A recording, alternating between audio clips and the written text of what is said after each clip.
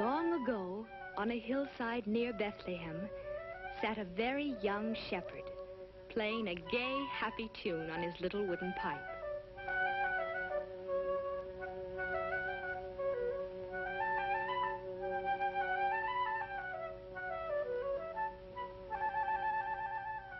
In that year, the Emperor of Rome had ordered all the people to be counted and taxed, each man in his own city.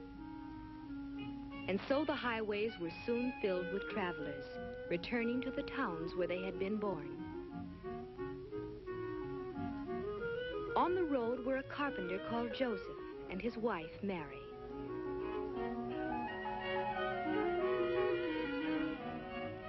Their hometown, Bethlehem, was a city now filled with visitors, all looking for places to stay. And by twilight, Joseph and Mary were weary of searching.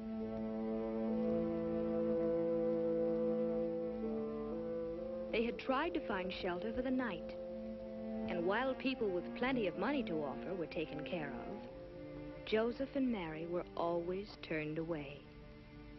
Each place they stopped seemed to be full. Again and again they were disappointed and had to move on.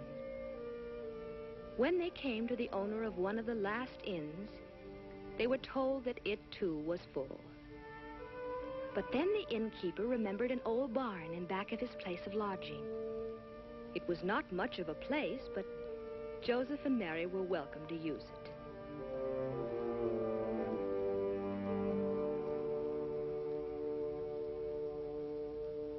This was where they would stay for the night. And in this old, dingy stable, the animals made room for the unexpected guests. As Joseph made Mary comfortable and the weary tourists took their rest, night settled over Bethlehem.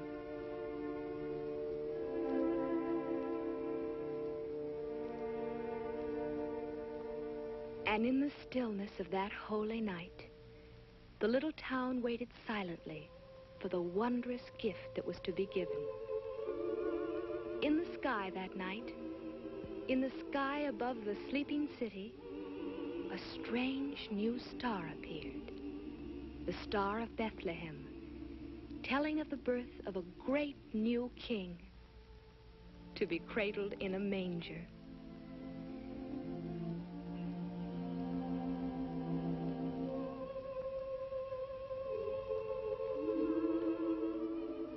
And so it was that Christ the Savior was born in Bethlehem on that silent night so long ago.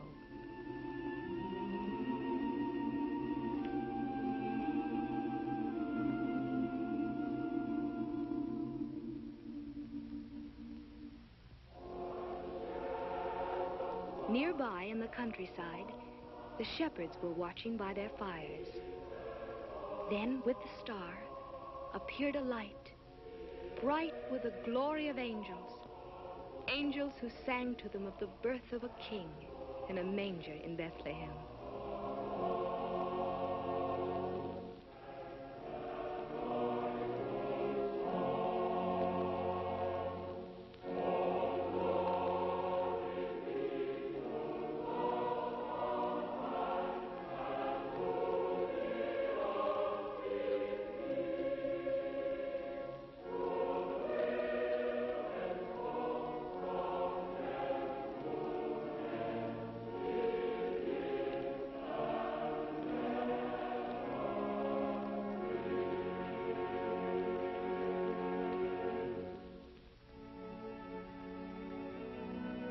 Full of wonder and surprise, the shepherds hoped to see the child of whom the angels sang.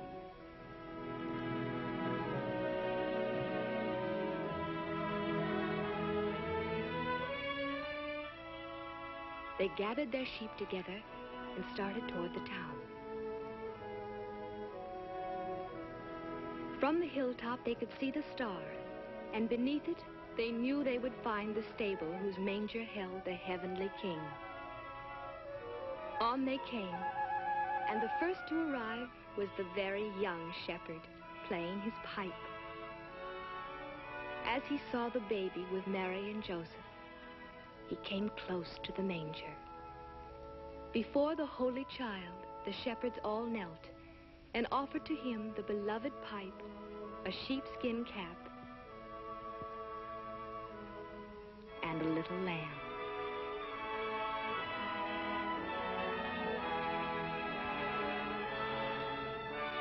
And when they had worshipped him, they would go to tell others of this wonderful thing that had happened.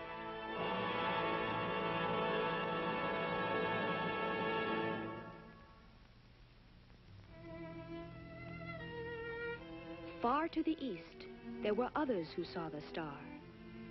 In Turkestan, a princely astronomer sat studying his instruments. And suddenly in the sky above, the new star shone.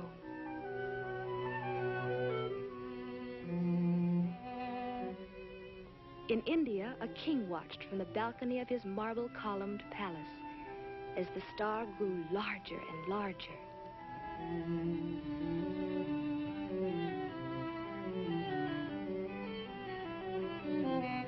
And on the desert sands of Arabia, a ruler was gazing toward the heavens, seeing that same star as it told of the new king's birth.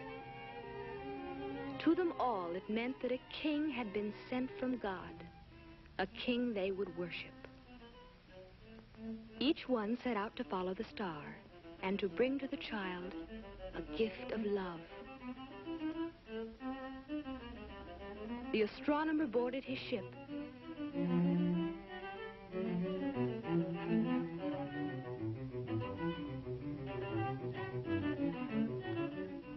and sailed over the waves toward the guiding star. The Indian ruler, on an elephant, moved toward the mountains as the star went before him.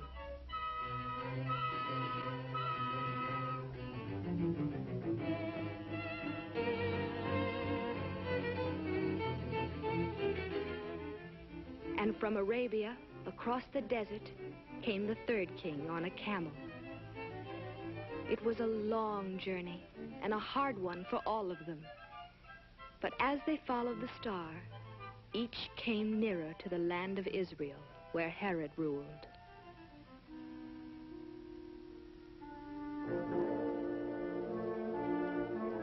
King Herod also saw the star and sent for his counselors.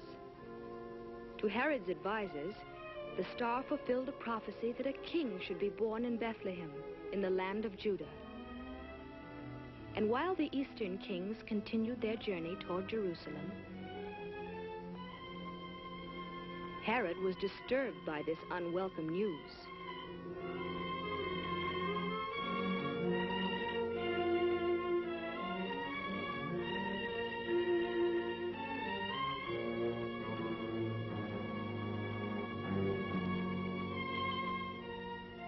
Thinking surely that King Herod could direct them to the newborn child, the wise men came to his palace to seek his advice. Perhaps they would find the babe there, in the palace.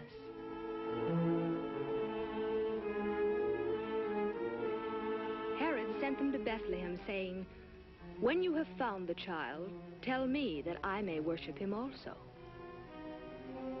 Of course, the wicked Herod had other plans, for he was jealous of the child king.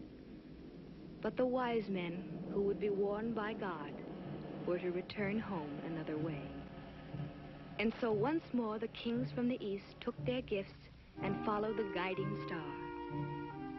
It led them out the north gates of the city, on toward the Bethlehem hills. Then, above the little town, it seemed to stop. At last they knew that here, in Bethlehem, they should find the newborn king. They did find him, and with him the young shepherd who had brought the first gift to the manger. They knew that the star had led them to this child who was the king they were seeking.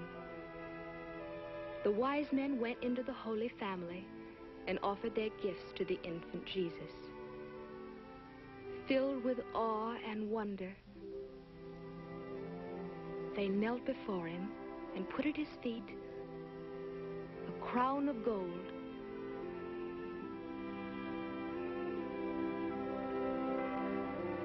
a chest of frankincense, a jar of myrrh.